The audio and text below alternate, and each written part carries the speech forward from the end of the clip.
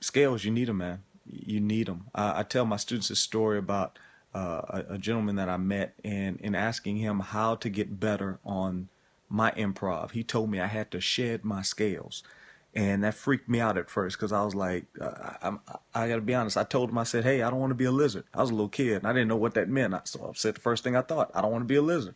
And he looked at me and said, no, it's not got anything to do with being a lizard, young man. Shed back in the day for the old folks meant to work. So if you went out to the woodshed or you went out to the shed, you were putting in work. So he was telling me, in essence, shed your scales, put in work on your scales to improve and to get better. So I took that philosophy to heart. And the first thing that you encounter oftentimes when you're trying to learn how to improv is just this flood, this inundation of talk about scales. Everybody goes to scales, scales, scales.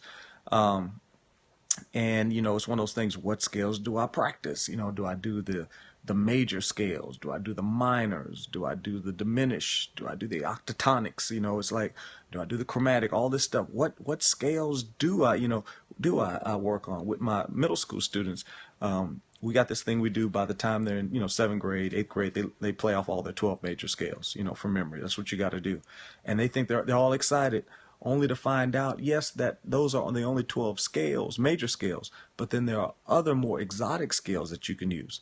And at first, some of them get disappointed until they realize that the major scales were the platform, were the basis, the foundation for these other ones. And the other ones will come easier because now you have a formula or a set to go by. So I'm going to give you a few things to work on today, and I'll be back here real soon with another one. I may even put out another video later today, just kind of talking about it. But I do want you guys to know that it's not just about the scales. I'm sitting there thinking it's not scales alone. And I know for me, when I started improv and I got to college and I saw these chord changes, and high school I saw these chord changes, I didn't know what do I do when it tells me, F F dominant 7, and then it goes to the C major 7, or what do I do there? That was confusing, because although I was a literate musician, I wasn't a composer. I didn't have a strong harmonic or compositional background, so I didn't understand what all that was saying. And it seemed like it was never ending. It's like when I learned one thing, I had to figure out something else and figure out something else. So the philosophy of scales is so entrenched in improv that it's hard to separate the two. But there has to be some separation. We're going to talk about that today. I run into so many students that they think scales alone are the end all for improv. And I have to be honest, that's just not true. For you to achieve improv success, it's not a matter of how many scales you memorize. Let me put it a different way. I can spout off a few phrases in other languages. Me llamo el Señor Smith. ¿Cómo te llamas? Hola, adios. I can say a few things, but that does not mean that I'm equipped or fluent in that language, equipped to communicate in it. So I know a lot of guys, they can play the scales, but it's just superficial. It's routine. It's just certain technique, and they're not able to communicate. So let me first say this: you can play a scale till your fingers fall off, figuratively. Guys, don't do that. Okay, keep your fingers on you. But if you were to play figuratively, you could play till your fingers fall off. But that is no substitute for listening intently to musicians that you enjoy. And I talked about this in great detail last time, and I'm pushing that point again.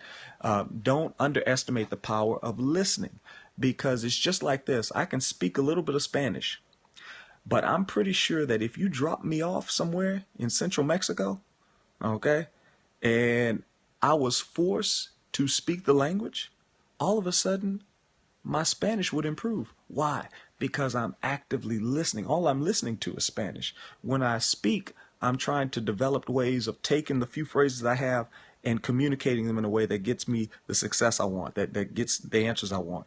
When I turn on TV, I'm being inundated with it. So in the same standpoint, go ahead and learn your phrases, go ahead and learn your scales, but then start listening. And when you listen intently to see, oh, okay, I can hear he's using that scale right there. Or you're listening with new ears, you're listening with scalier ears. So you want to have that balanced approach. I'm going to give you a few modes to work on and to listen to.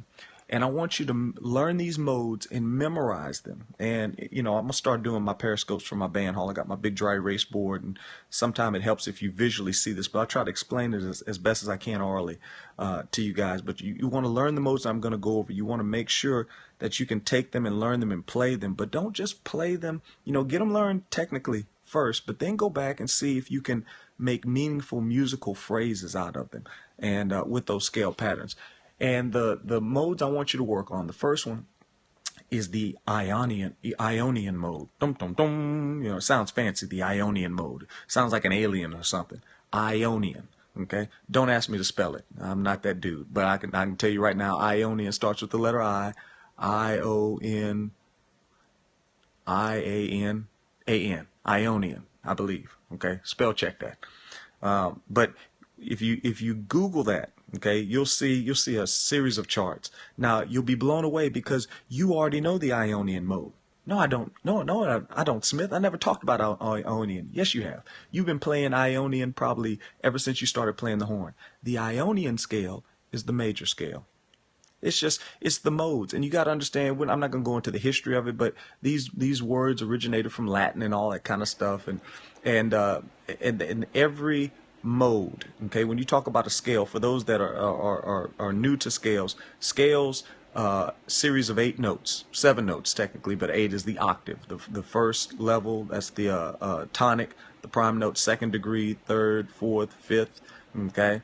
And these are the intervals. As I go up, each note goes up one scale. And as I like to tell my students, it's just the ABCs on steroids. You just go up alphabetically from one note to the next until you reach the 7th note. And then when you get to the 8th note is always a duplicate of the first note, just an octave above. So they call it the octave. Why? Because octave, octagon, 8, it is the 8th step. So again, most of y'all probably knew that, but I don't want to go too far without making sure I cover the bases.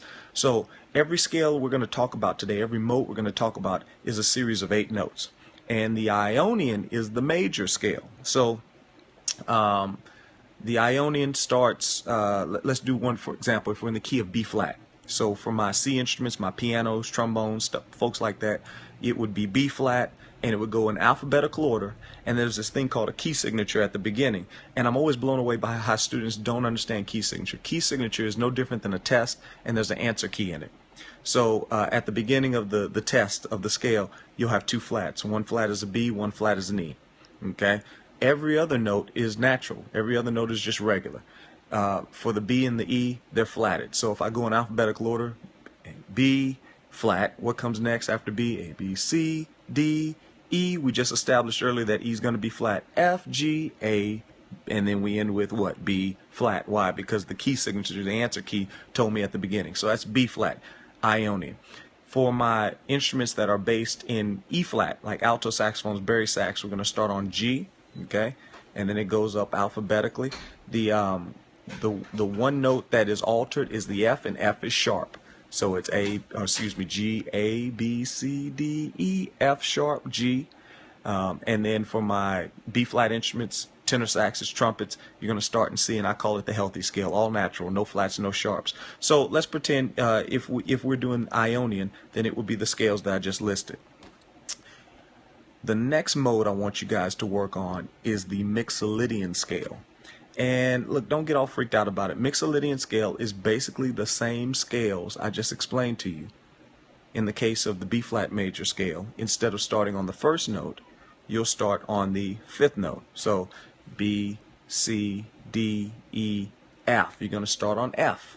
Okay. This is again if you're in the key of C and you're a key of C instrument, B flat concert, 2 flats. You're going to start on F. So it'll go F, G, C, E, F, G. Yeah, check my alphabet. F, G, and then after G, A, B, C, D, E, F, and that's what we stop on. Now don't forget, you have to flat the B and you have to flat the E. So it's literally got the same key signature as the major scale, the Ionian I listed earlier, except we're starting on F. So tenor saxes, y'all figured it out real quick. We're starting on G now, using the same key signature as what? As anybody know out there, or did I lose y'all? Okay, tenor saxes. If you're starting on G, you're going to use the same key signature as concert B flat, so same key signature as the C scale, but you're just going to start on G, which coincidentally is concert F. So it's G, A, B, C, D, E, F, G. From G to G, all natural. And then finally for my alto saxes. Now I know I'm throwing a lot at y'all, but that's the beauty of recording this. You can go back and check it out. And I'll post these on my Simply Sax sessions too. For my alto saxes, you'll start on D because that's the fifth up from G. And remember the key signature before. The key signature said everything was natural except for F sharp. So you're literally going to go D, E, F sharp, G, A, B, C, D, and that's the order you go in. That is the Mixolydian scale. So again, you already know the technique. If you learn your major scales, you already know the technique. The only difference is now we're starting in a different place. Instead of starting at the beginning of the scale, we're simply starting on the fifth note of the scale. That's it. That's it. I wish it was harder. And the way it was explained to me, it seemed like something real mystical. Let me break it down again. You're basically taking your B flat concert scale and you're counting up to the fifth note and you're going to start from there. That's it. That's the only thing that makes a Mixolydian scale. And then finally, oh, I forgot the other scale, the Dorian scale. Take your B flat concert scale, okay? For my C instruments, that's B flat, two flats, B flat, and E flat. For my tenor saxes, trumpets, that's C scale, all natural, okay? And then for my E flat instruments, my alto or bari sax, that's G scale, probably the first scale you ever learned, with an F sharp in it. Take that same scale, but instead of starting on the first note, just simply start on the second note. Use all the same notes. Don't change the ingredients. Okay? Don't change the fingerings. Same fingerings. Only difference is you're going to start on the second note. And that's called the Dorian scale. The Dorian. D-O-R-I-A-N. Dorian, just like the name. So I taught you three modes. One of the modes you should have already known. It's the Ionian. That's major scale. One of the modes I taught you will go fantastic with what we call dominant chords, with 5/7 chords. We'll talk more about this stuff later. And that's the Mixolydian scale. I love that name, Mixolydian. Mixolydian, it's on the 5 chord. And then the last one I just taught you was the Dorian mode. And that starts on the second degree of the scale. Now, last thing I'll say, and I want you guys to get out there and have some fun with this.